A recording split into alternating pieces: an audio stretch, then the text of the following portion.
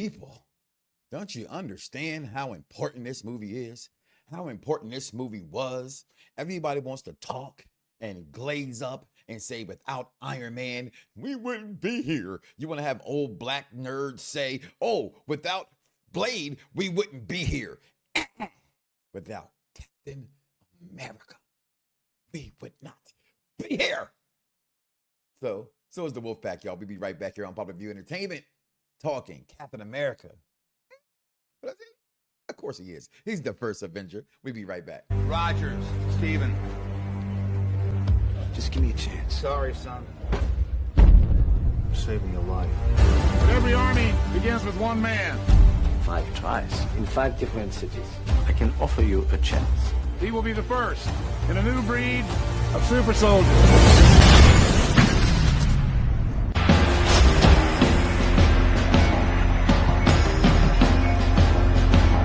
How do you feel? It's all right. Enemy is not what you expect. I don't know if I can do this.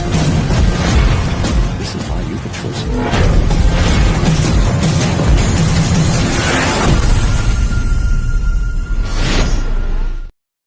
Oh, yeah, y'all. Captain America, the first Avenger. And let me just clarify what I said for the top of the hour when I say without him, there wouldn't be one. Well, of course, we know Iron Man led off the big MC Universe avalanche of movies and billion-dollar films and things along that nature. But if you know anything about these movies, if you dig deep inside yourself, you know that Cap is the one that keeps it all together. Even Iron Man himself says, hey, I'm not the leader. I just spent all the money around here. But in case you know what we're talking about, y'all, I am Mike Papa Knox. That is Freckles Sensei, Justice for Isaiah, and it is the mark known as Vic Damone Jr. What's going on this morning, fellas? What's good? What's good? I do agree. I do agree in some point of like, yes, without Captain America, there will be no Avengers. But I always say that if we do like Marvel movies without Blade, there would technically be. When the Blurred Con says that narrative, I call 1,000% bullshit. And you know me. Who are you rooting for tonight? I'm rooting for everybody black. I am. Say that bullshit. Just to say that bullish. Let's be real. Here's why I say, Vic, why they say that, right? Because Blade came out in when? 1997? Yeah. There was no MCU at that time. So we can't say it led to MCU. You might also say the first X-Men did something. X2 is the reason why these movies are where they are, truth be told, because X2 made more money than Blade did. Not knocking Blade. I love Blade, but it has zero to do with the MCU universe. You might also say Superman from Christopher Reeves led off the DCU, and Brandon Ross, Superman Returns. We can't say that because it fits the narrative. So the reason why I say that is that Howard the Duck. Howard the Duck, right? That was it. Like that was in the Hey, now, why you playing? Howard the Duck? Because I look at certain movies that inspired. Like I want to say that it carried, but like it inspired. Like how did it? Okay, let me ask the question before we get into Captain America, which we call here to talk about. How did it inspire the MCU when it didn't do nothing after that but Blade 2, and then Blade Trinity, which was. So this is my opinionated take. So. When it came to Blade, the fact that one that the money they made, two, we all know that Blade 3 sucked. We do. We just know. I don't even know why that movie did not suck. But Blade Trinity was terrible. First of all, Triple H was terrible in that movie. Second of all, why was he even in that movie? Third, he should have been Thor. Anyway, but Chris Hemsworth is the man. But I always say that it helped inspire to be what it is for the fans.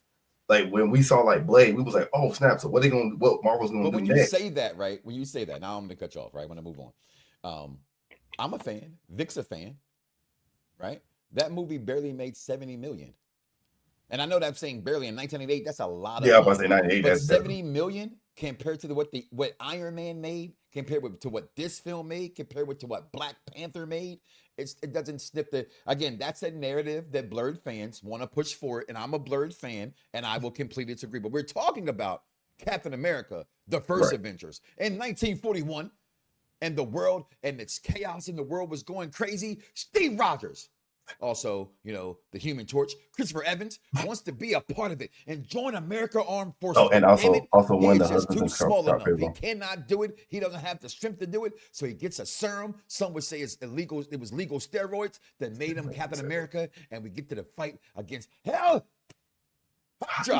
And that's when we get into this movie. I mean, and it is the first movie. I'm gonna start with you, Vic. Your takes on Captain America: The First Avenger. I mean, look, I personally now think that there would be no Avengers if it wasn't for Howard Stark. Yeah, That's a point too. You know what I mean? Yeah. That's like, It was his. mind you, like, It was his machine. yeah, and his vibranium, which Yep. we find out way later what the source of that is. Well, You it know, comes so from Wakanda, though. yeah, but we didn't Yeah, find that yeah. out. We didn't find that out until Black Panther. How many years later? You know what I mean? So like they had this planned out from then. Because when he talks about the vibranium in the movie, he's like, you know, that's the only kind we have, blah, blah, blah, this and that. And Cap is clearly into it. And mind you, they made such a big point of highlighting the vibranium that Peggy shoots it. You know what I mean? She shoots the damn thing and solidifies Captain America's shield. They didn't mention where it came from, but you know, now looking back, you can see how they were going to put all the pieces together. Clearly, you know, Tony Stark is Howard Stark's son, and you know, yeah, you know, I just think that like the idea that Samuel L. Jackson had in Captain Marvel starting the Avengers, that I don't think that's it. I really think it's Howard Stark, like back in the 30s and the 40s, where Well, the thing about because this Playboy- the thing is that this movie, it says like the first Avenger, right? It's the first super soldier, it's the first all of that, but clearly there was an idea for. But that's the thing that if you follow all at this point, what 23 movies, about to be 24 movies, Howard didn't do anything. He was just a brain. He didn't have the vision. He had the brain to do things. He had the money to go get the vibranium and I want to go fondue and things like that in his plane. But it really came from within. We still have it. If you go into the lore, if you go into Peggy Carter after you know Cap dies when you know going after, and we talk about that in a second. But in this movie, it opened a lot of eyes to me.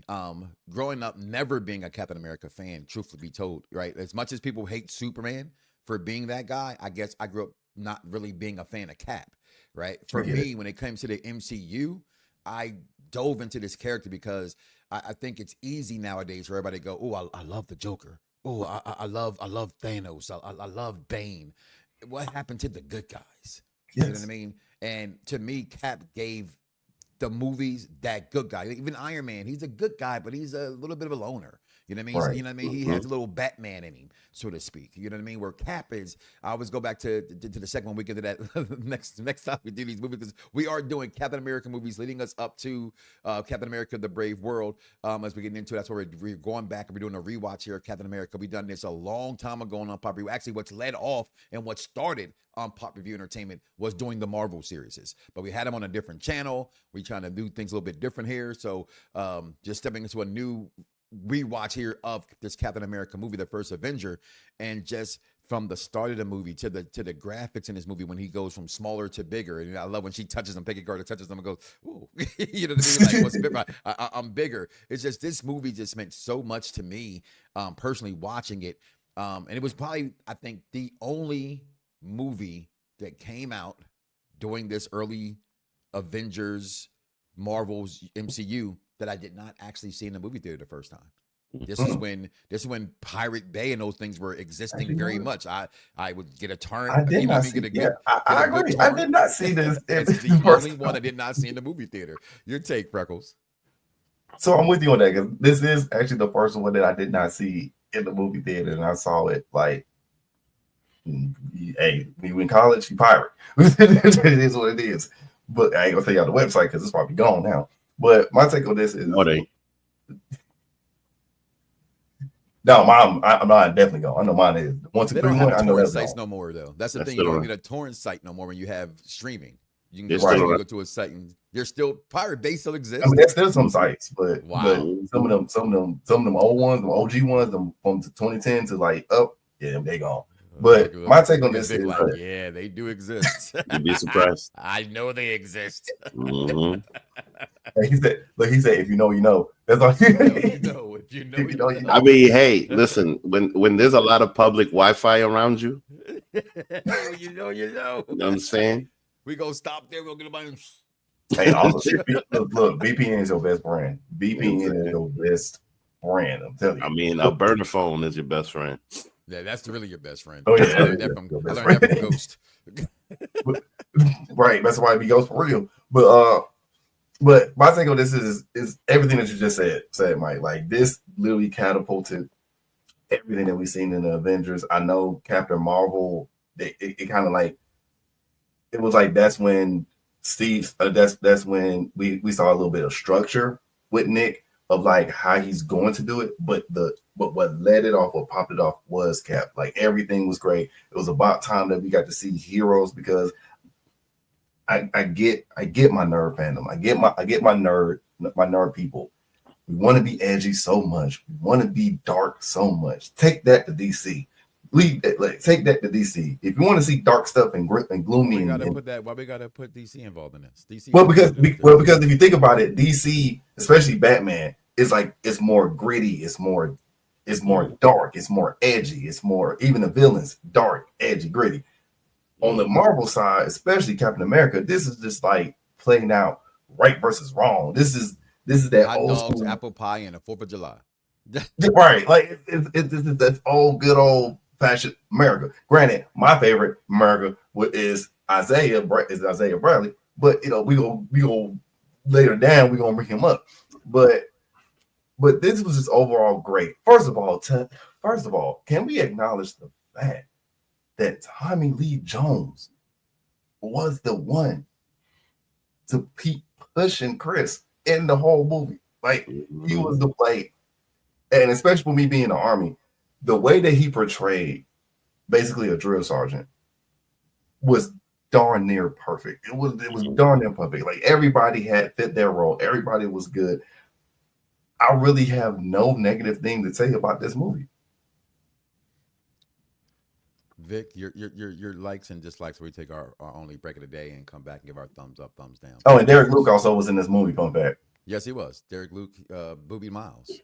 Okay, Well, it's Booby Miles.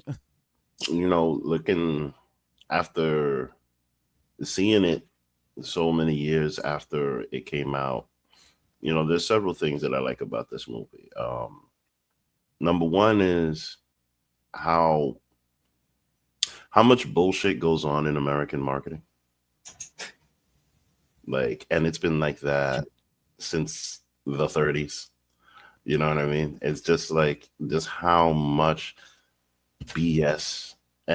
Just the entire segment of them using him as a mascot. Mm-hmm. All of that. Just when they brought him up for one reason, but then they just used him more as a mascot than anything else. And people knew him as a mascot. And then it hit to the point where he started he had to earn his stripes. He had to earn his respect. So that whole part of it, I really liked. The other part of it that I really liked was when he first woke up after after being frozen for 70 years. Yeah. And he was still looking for Peggy. And in his head, he was still in the 40s. He was still in his era. And they tried to set that up for him that way. And then he was like, hold on, this is a damn lie. I was at that Dodger game. Mm-hmm. I mean, in his head, he's still in his 30s. Mm-hmm. Right. But then all of a sudden, and you see later on in later movies where he might pick up on modern references where people would think that he wouldn't. His head is still in a different time, Mhm. you know, which kind of makes you think like, you know, enjoy your time. You know what I mean? Like, and it kind of fits because you kind of have this thing now with people, with everybody pretty much obsessed with the 90s. But then it's a situation where you have people that live through it, that remember it. I'm not obsessed. I'm just stuck there. That's all. No, but you have people that live through it. As a 90s kid, not baby, but 90s kid. Yeah, I'm kind of stuck there. You don't count. No, the thing is just that, like, the one thing I see is that there's people that kind of wish they lived it, and then there's people that lived it that just remember it, right? Because personally, I think that since 2000, you know, outside of phones and things like that, there's not much that people remember, you know, like at least for the last 20, 25 years. You know, there's not like defining culture like there was before, like in the 90s and the 80s and the 70s and things like that. So there's something there's something that's kind of beautiful about it, because the guy is still in the 40s, living in the early 2000s and just trying to adjust. But yeah, you know, this whole thing is very, very interesting watching it back, because like I said in the beginning, Howard Stark is kind of like the papa to the leaders of the Avengers.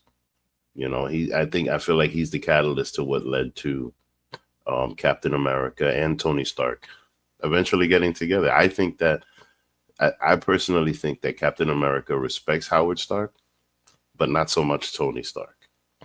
But he respects Howard Stark enough to deal with Tony Stark, if that makes sense. I 100%. Yeah, I agree. On that one, I would agree with you. I agree. We're going to take our first break of the evening, and we'll be back. Let's see what we got coming up later this week as well here on Unpopular View Entertainment. You're joined by the Wolfpack, and in case you didn't know, because damn it, I just didn't do it. Tonight's broadcast has been commandeered by the secret society No Man, National Organization of Men Against Amazonian Masterhood. I joined S.H.I.E.L.D. to protect people. Captain, To build a better world sometimes means tearing the old one down. And that makes enemies.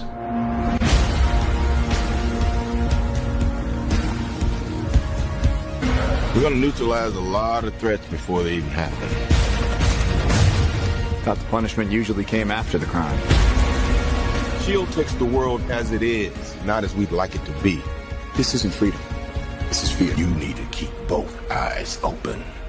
Before we get started, does anyone want to get out? Time.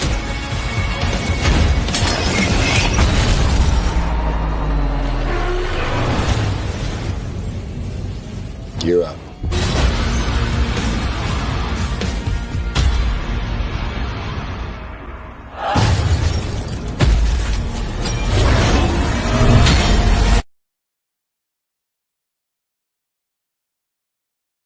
And we are back here on Unpopular View Entertainment, the Wolfpack.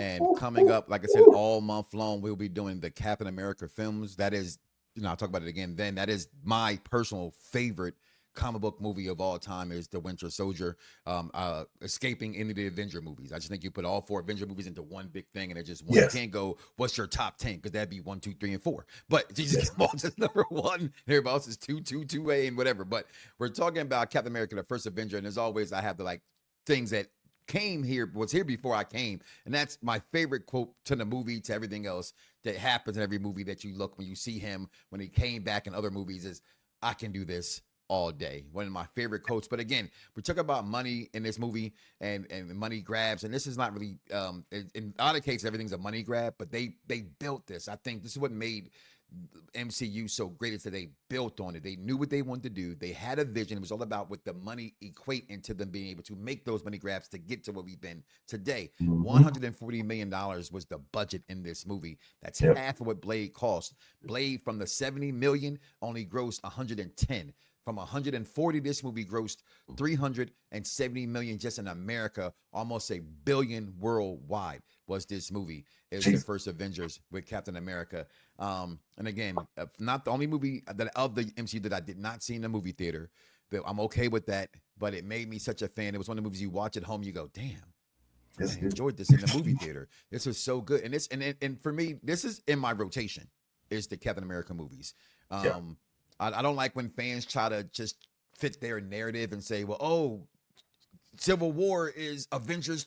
No, it's not Avengers. It's Captain America. It's his movie following the storyline of the movies the same way that Dark Knight Rises followed Dark Knight. It all went together.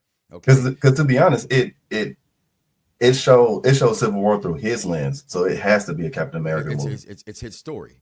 But again, the first Avengers, again, there's everything from this movie, from, like I said, getting the rise of Hydra in this, Yes. who I think should be spoken about more in this film, is the great acting in this movie. Okay, you have Peggy Carter just killed it in this role. Samuel Jackson's little small bit in this role was still good, but Hugo Weaving, who plays Red Skull, to me, I wanted so much out of this character, more than what we got. I thought, and moving forward, I hold that for the next movie, because I thought they dropped the ball in my favorite Marvel movie of all time in part 2, because if you know the story of that, you know that was Red Skull, but they never pulled the mask off to reveal that that's Red Skull, played by that I forget his name, the famous guy who played the Great Gatsby. But just overall, a super dope movie. Any quotables you got, Vic, for this movie? I can do this all day. I can do this all day. That's what everybody knows and loves the most. Is that Robert Redford, who plays in that movie? But I will say that's when you got. I would say one of mine is when he about to leave, and then Peggy goes, "Wait," and she kisses him, and then the Colonel's like, "I'm not kissing you." So. So many. I thought you were dead. I thought you were smaller. Captain America to Bucky when that one happened. It said, "How do you feel? Taller?" You know what I mean? All those are in the trailer, pretty much. What do you say? Red Skull said, "I've seen the future, Captain, and there are no flags."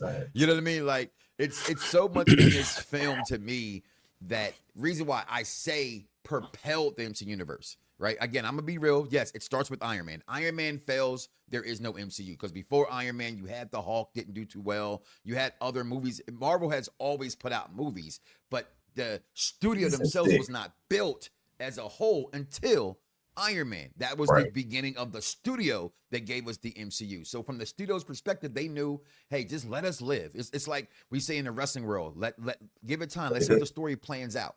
And America loved the story. They let it plan out, and then we get all these series of movies. But to me, again, without Captain America, without what's his face? Tony Stark's dad, Howard Stark, right? Yeah. We don't get these things without Peggy Carter helping leading Shield and things of that nature. We just don't get these things. And again, just the cast in itself, like you said, Tommy Lee Jones, Stanley Tucci, who gets no credit at all. He's the doctor that mentions the serum. He is so good in everything. That man's good in The Devil's Wears Prada, for heaven's sakes. That man is good in Hunger Games, for heaven's sakes. He's so good in Devil's Wears Prada. Always a good actor, and adding him to this, that's something that made this universe so good. Again, Dominic Cooper playing Howard Stark. You look at the MCU, you go, yo, they are doing perfect casting. You look at this guy, you say, who else could play this role? Who else can play this role? And that's what made, to me, the MCU grow and flourish the way they did. So for me, without even having to go around and come back to me to be last, because that's not how we do it here on the Wolfpack Show, because we all one band, one sound, because this is No Man. Tonight's broadcast has been commandeered by the secret society No Man, National Organization of Men Against Amazonian Masterhood. A thumbs up on the black hand side for me all day, every day. I can do this all day, and that means I can watch this film all day long. Vic, your final thoughts? Thumbs up, thumbs down? Well, like, you know, this movie aside, like many other movies, brings you back to the 40s, to what things were. I had mentioned about, you know, American marketing and all of the bullshit that comes with it. But then the other thing that came with it was the sense of community. And that's something that you see instilled in Captain America throughout all of the movies, to the point where we have a new Captain America, right? So, you know, Captain America, that guy from the 40s, he comes with a sense of passing the torch, right? And this is a character that now has been around for 15 years, and now we're getting a new version of it. You know, and I just find it very interesting because, you know, we look at him as the first Avenger, but then he's respected throughout the MCU as one of the most important. Like, we don't get Avengers Assemble without Captain America, you know, and I think that's the most important point here. That you know, yes, we have Howard Stark and we have Tony Stark and all of that, but Cap, for his personality, and just the way that he views the world, is because of the time that he comes from. He comes from a time where in America we had a much stronger sense of community. Yes, there was still segregation, but people had a much stronger sense of community as opposed to what they have now. And Cap represents that very well, and that's one of the reasons why he will always be the unofficial leader. And mind you, to the point where in the new movie, which I'm excited to see, you know, the new Captain America, Falcon, I mean, I feel like he already did prove himself, but he has to prove himself to be like a good replacement for Steve Rogers as a leader, you know, which I think he is. That's what I can't wait to find out. But the freckles where he goes here, that Justice for Isaiah, to me, again, one of the best MCU television shows to me was Falcon, right, yes, and yes, Winter Soldier, hands down. Not because everybody didn't want to watch it because it came out when it came out and the political stance it took. Again, I love what Vic says. Why I applaud it. A time when there was community. There's nothing wrong with still understanding that. Sometimes America forgets that this is who we are. We can't say united we stand, divided we fall, because damn it, that's what we're doing. We're falling because we're divided. Facts. But we stood stronger when we were united. And I thought in that movie, the political stance that it took in that TV show was phenomenal. Again, I go back to one of my favorite line for that entire movie. He said, "What respectable black man would want to be Captain America?" Because from what he knew from his lenses, this country didn't treat me this way. Facts. So watch it. I'll be back to that country. Freckle, your thoughts, final thoughts on this movie? Thumbs up, thumbs down. Vic, I already know that was a thumbs up from you. I'm correct with that. All right, on the black hand side. Go ahead. Obviously, we might as well keep the black hand side up because obviously, as people have seen my postings, as people have seen my page, I cosplay Captain America the most besides Spider-Man. So of course this gets a thumbs up. This gets an absolute. If I had 4 hands, it would get 4 thumbs up. Great casting, great editing, great just the acting, the writing, the script, everything was great. One thing that I am mad, and this is why I'm so glad that finally we're talking about community and coming together. Finally, that Fox, Sony, and Marvel comes together, because we almost had a cameo where Logan and Magneto, because this is around that same time that Logan was fighting in the same war. And around the same time that Eric was, getting on the cuffs of Eric. But there was a moment, they said that there was a moment that they was going to put a cameo where Logan was fighting in the war, and then he was just going to see like another cameo of Magneto trying to save people and things of that nature. And it's like, oh my God. It's like I say this quote all the time. I keep forgetting where it came from. I think it came from him in Centipede, but we were this close to perfection. But overall, this movie was great. I love it. I can't wait for the new movie to come out. And yes, Falcon and Winter Soldier was one of the best TV series so far in the MCU. Listen, Valentine's Day, my kids were mad. They're like, "You're not taking us to some Marvel movie. Go see all Marvel movies." I said, "Yeah, not this one, because it's Valentine's Day, and I'm going with my wife." Okay, so sorry, it's the one movie you're gonna have to wait for to come on Disney Plus. But listen, 3 thumbs up from us here. This has been the Wolfpack. This is Unpopular Review Entertainment. We are doing this Captain America. Next, we're going to come up next is Captain America Winter Soldier, to me, the greatest Marvel movie of all time, followed by Cap 3 Civil War. We are out of here. I am Mike Papa Knox. That is Freckle Sensei. That is the Mark Vic Damone Jr. And we are the Wolfpack. And we are out of here, y'all. Fingers.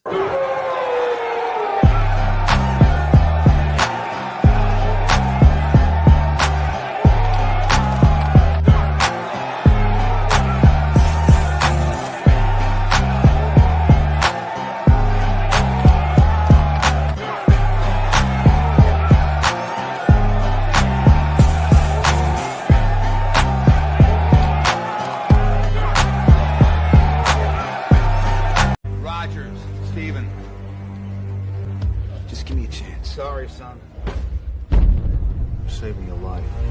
Every army begins with one man. 5 tries in 5 different cities. I can offer you a chance. He will be the first in a new breed of super soldiers.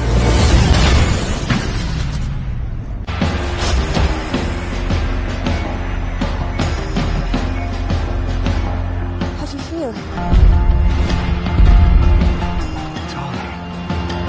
Enemy is not what you expect. I know I can do this. This is why you could trust me.